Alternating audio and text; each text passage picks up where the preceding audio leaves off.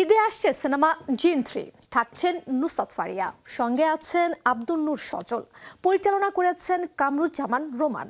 কিন্তু কি গল্প বলবে এবারের সিনেমাটি? কেমনই বা সাড়া ফেলবে জিনের নতুন এই কিস্তি? বিস্তারিত জেনে নেব প্রতিবেদনে। ভিশনের ফুলঝুরি মেগা অফারে ফ্রিজ কিনলেই পাচ্ছেন 16 পিসের আকর্ষণীয় গিফট বক্স একদম ফ্রি। 2023 সালে ঈদ উল ফিতরে মুক্তি পায় সিনেমা জিন। পরের বছর 2024 সালে ঈদেই মুক্তি পায় সিনেমা জিন 2। সাড়া ফেলে দুটি সিনেমাই। প্রযোজনা প্রতিষ্ঠান জাজ মাল্টিমিডিয়া তাই এবার আনছে সিনেমাটির তৃতীয় কিস্তি, নাম জিন 3।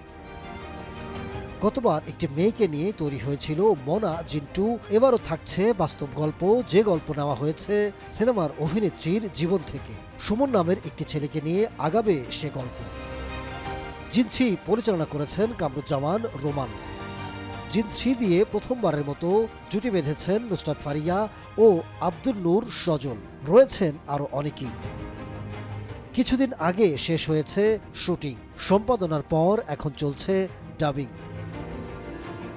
সার্টিফিকেট পেলেই সিনেমাটি পুরোপুরি প্রস্তুত হবে মুক্তির জন্য। যদিও এরই মাঝে মুক্তি পেয়েছে সিনেমার প্রথম লুক পোস্টার।